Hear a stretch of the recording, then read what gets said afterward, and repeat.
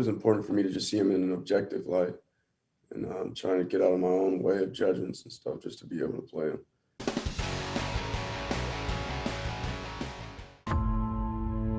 Neutralize him by any means necessary.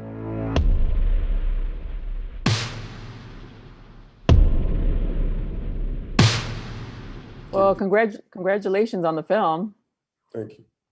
So as an actor, I often hear from actors when they were about to portray somebody who would be considered, in a negative light, they always have to see their characters in a positive light. So I wanted to ask you, going in, how did you feel about this character and how did your perspective change? I didn't really like the character at first.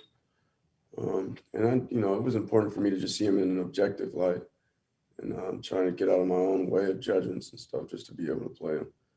But I didn't necessarily ever see him in a positive light. I just was one that was less negative than it was at the beginning.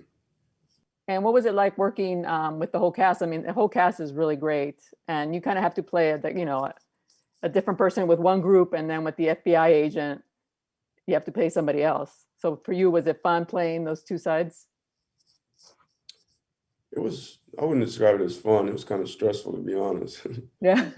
But there are definitely moments of fun, and levity. Like off camera, I had a lot of fun with the cast and crew and all the creatives. So that was a good part about it. But yeah, by and large, it was just pretty stressful. Really? Because you were playing such a character that was considered a rat. Yeah, not just that, the decisions he had to make, and, it wasn't easy. And I was just oftentimes in stressful situations. You ain't tell me it was gonna be like this. These ain't no terrorists. We got a rat, man. Does anybody else know about me? No one knows your identity. Are you sure? And I was watching the summit yesterday with the director and with you guys, and the director said something interesting when he was watching the documentary, which is some of it is based on the real guy, William O'Neill.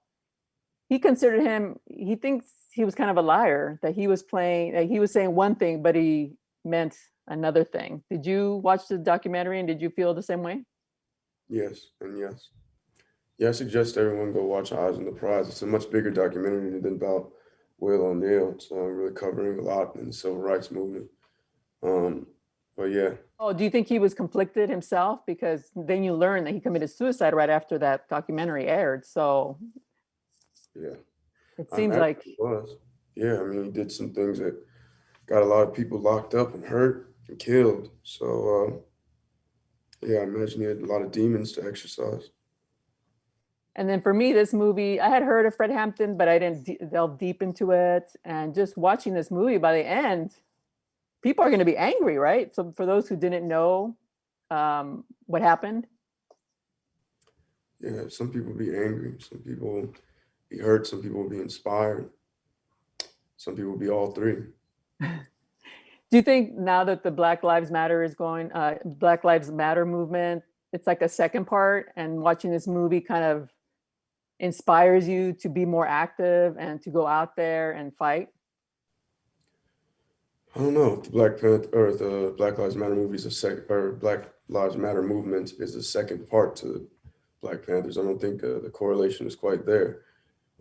Black Lives Matter is just a continuation of something that we've been saying since the beginning of time, and that's obviously true. But some people pretend to act like it isn't for some reason, and some of those people happen to make laws and stuff too. So we got to continue to say it. Anywhere there's people, there's power.